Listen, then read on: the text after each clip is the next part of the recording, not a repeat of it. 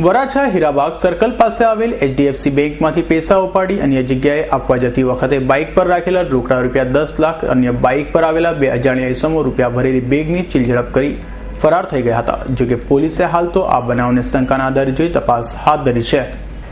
શહેરના વરાછા વિસ્તારમાં રહેતા જયંતિભાઈ ડોબરિયાને સેફમાં 10 લાખ રૂપિયા મૂકવાના હતા, જેથી ગતરોજ તેણે વરાછા હીરાબાગ પાસે આવેલ સારથી કોમ્પ્લેક્સમાં એચડીએફસી બેંકમાંથી 6 લાખ રૂપિયા ઉપાડી રાત્રિ દરમિયાન ઘરે લઈ ગયા હતા. જોકે અન્ય 4 લાખ રૂપિયા આજે બપોરના સમયે તેઓએ એચડીએફસી બેંકમાંથી ઉપાડ્યા હતા. આ રોકડા રૂપિયા 10 લાખ લઈ તેઓ મિની બજાર ખાતે પોતાના ચેકમાં મૂકવા જઈ રહ્યા હતા. આ દરમિયાન શક્તિ વિજય પાસેથી પોતાની બાઇક પસાર થઈ રહી હતી. આ દરમિયાન તેનો મિત્ર બાઇક ચલાવી રહ્યો હતો અને જયંતિભાઈ પોતાના હાથમાં રૂપિયા 10 લાખ ભરેલી બેગ લઈ બેઠા હતા. જોકે આ દરમિયાન પાછળથી પૂરપાટ ઝડપે આવતા બાઇક ચાલકોએ આ બેગની ચીલઝડપ કરી ફરાર થઈ ગયા હતા.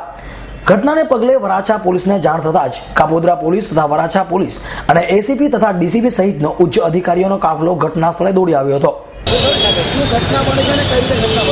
આજે બપોરના 1:30 વાગ્યાના સુમારે ફરિયાદી જયંતિભાઈ ડોબરિયા, જે નાના વરાછા અમરદીપ સોસાયટીમાં 113 નંબરના મકાનમાં રહે છે, એ ફરિયાદી પોતે ઘરેથી 6 લાખ અને એચડીએફસી બેંકમાંથી બીજા 4 લાખ રૂપિયા ઉપાડી અને એની સાથેના ભાગીદાર સંજયભાઈને કોઈ જગ્યાએ આપવાના હતા. એટલે સંજયભાઈને આપીને બંને જણા મોટરસાઇકલ ઉપર એચડીએફસી બેંકથી નીકળી અને અહીંથી નીકળતા એ વખતે પાછળથી બે બાઇક સવારો આવેલી વચ્ચે પાછળના સંજયભાઈએ પકડી રાખેલી જે થેલી હતી એ થેલીના હાથમાંથી જૂટવી અને બાઇક લઈને નાસી છૂટેલા છે.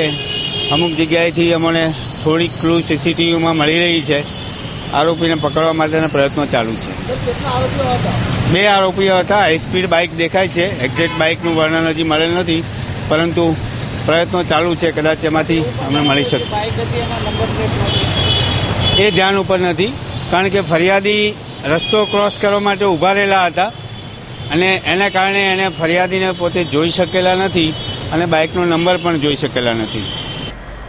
જોકે આ સમગ્ર પ્રકરણમાં ખરેખર લૂંટ ચીલઝડપની ઘટના બની છે કે કેમ તે પણ એક તપાસનો વિષય છે. જોકે હાલ તો કાપોદ્રા પીઆઈ બીએસ મોરીએ આ તમામ ઘટનાને શંકાસ્પદની નજરે પણ વ્યક્ત કરી છે. Bureau report S9 news, Surat.